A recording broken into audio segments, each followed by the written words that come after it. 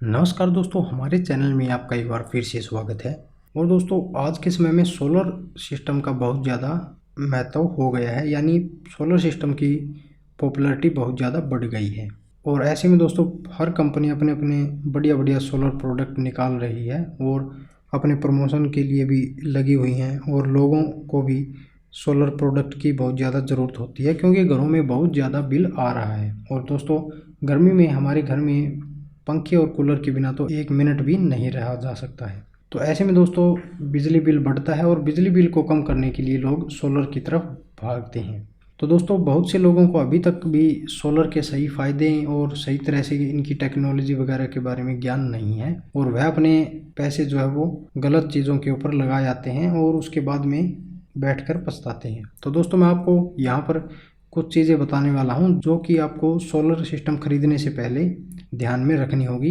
यानी कि जब आप मार्केट में सोलर इन्वर्टर, सोलर बैटरी या फिर सोलर पैनल यानी सोलर प्रोडक्ट खरीदने के लिए जाएंगे, उससे पहले आपको ये बातें पता होनी चाहिए। तो दोस्तों, यदि आप इन्वर्टर या फिर सोलर सिस्टम अपने घर के लिए खरीदने के बारे में सोच रहे हैं, तो पहले आप इस वीडियो को पूरा देखें। उसके बाद में आपको कुछ पॉइंट पता चलेंगे, उन चीज़ों का आपको ज़रूर ध्यान में रखना होगा। तो सबसे पहले दोस्तों, मैं यहाँ पर बात करता हूँ सोलर इन्वर्टर के वेव के बारे में। दोस्तों, इस चीज़ के बारे में काफ़ी लोग नहीं जानते हैं, इसलिए दोस्तों मैं आपको बता देता हूं कि मार्केट में आपको जो इन्वर्टर है वो स्क्वायर वेव और प्योर साइन वेव इन्वर्टर देखने को मिलते हैं। लेकिन इन दोनों ही इन्वर्टर को बाहर से देखने से आपको नहीं पता चलेगा कि स्क्वायर वेव और प्योर साइन वेव में क्या अंतर है। तो मैं यहाँ पर आपको बता देता हूँ।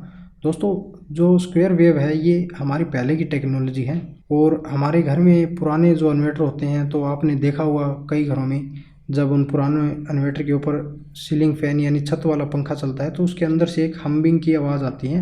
और जो हमारे होम थिएटर या फिर कंप्यूटर भी जब उस पुराने इन्वर्टर के ऊपर चलते हैं, तो उनके अंदर से भी आवाज़ आती है अजीब सी एक। तो वो स्क्वायर वेव वाले इन्वर्टर होते हैं जिनके अंदर से आवाज़ आती है।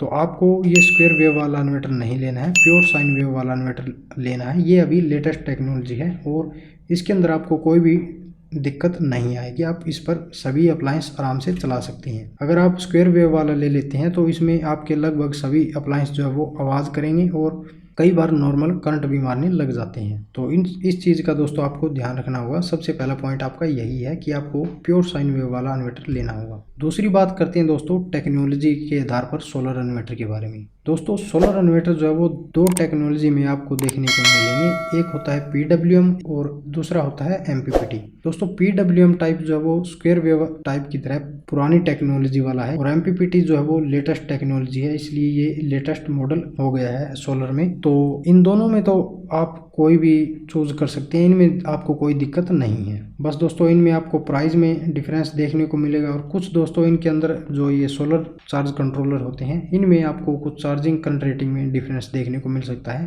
अगर आपके पास बजट अच्छा है तो आप MPPT ले सकते हैं, और बजट आपका कम है तो आप PWM टाइप ले सकते हैं। क्योंकि दोस्तों, PWM टाइप सस्ता इसलिए होता है क्योंकि इसकी इफिशियंसी जो है वो थोड़ी सी कम होती है। जैसे कि अभी मैंने बताया कि इसकी करंट रेटिंग जो है वो थोड़ी सी कम होती है। तो यहाँ पर आपको दूसरा पॉइंट यह ध्यान में रखना है कि MPPT लेना है या फिर PWM। उदाहरण के तौर पर यदि मैं आपको बताऊं दोस्तों, मान लीजिए आप एक 1500 VA का इन्वर्टर लेते हैं PWM टाइप, और वो आपको मिलता है 15,000 रुपये में। तो वही सेम इन्वर्टर, सेम कैपेसिटी वाला, सेम कंपनी का जब आप MPPT के अंदर लेंगे तो हो सकता है वो आपको 20 से 25,000 रुपये के अंदर मिले, क्योंकि दोस्तों MPPT जो है वो महंगे होते हैं। तो अब बात करते हैं दोस्तों, कितनी बैटरी वाला आपको इन्वर्टर खरीदना चाहिए। दोस्तों, बैटरी की कैपेसिटी और इन्वर्टर की कैपेसिटी आपके ऊपर डिपेंड करती है। सबसे पहले आपको अपने घर का लोड कैलकुलेट करना होगा, और उसके बाद आपको यह देखना होगा कि हमारे घर का लोड कितना है और इसके लिए हमें कितना बड़ा इन्वर्टर लेना होगा। मान लीजिए दोस्तों, आपके घर का लोड 700 वाट है, यहाँ पर मैं बात कर रहा हूँ वाट की। 700 वाट है तो आपको करीब 1 किलोवाट लोड चलाने वाला इन्वर्टर लेना होगा। ठीक है दोस्तों, 1 किलोवाट का इन्वर्टर आपको लेना होगा। और अब आप यह सोच रहे होंगे कि 1 किलोवाट का इन्वर्टर तो मार्केट में बहुत सारे हैं, लेकिन ऐसा नहीं है दोस्तों। 1 किलोवाट का इन्वर्टर आपको 1500 VA की कैपेसिटी वाला मिलेगा। इन्वर्टर की जो कैपेसिटी होती है वो हमेशा VA की रेटिंग में होती है। तो यदि आपको अपने घर का लोड 1 किलोवाट चलाना है तो आपको 1500 VA का इन्वर्टर लेना होगा। यह जो है 1 किलोवाट से थोड़ा सा बड़ा होता है, जो कि आपके लिए सही रहेगा। तो आपको यदि 1 किलोवाट लोड चलाना है तो आपको 1500 VA का इन्वर्टर लेना होगा, और यदि 1.5 किलोवाट लोड चलाना है तो तो आपको लेना होगा करीब 2500 VA का सोलर इन्वर्टर। ठीक है दोस्तों, इस तरह से यह आपको ध्यान रखना होगा। और अगर आपको यह पता करना है कि यह इन्वर्टर कितना लोड चला सकता है, तो सिंपल आपको यह करना है कि मान लीजिए आप 1500 VA का टेस्ट करने वाले हैं, तो 1500 को आप गुना कर सकते हैं 0.8 से। उसके बाद में आपका जो आंसर निकलेगा उतना वाट वो इन्वर्टर लोड चला सकता है। ठीक है दोस्तों।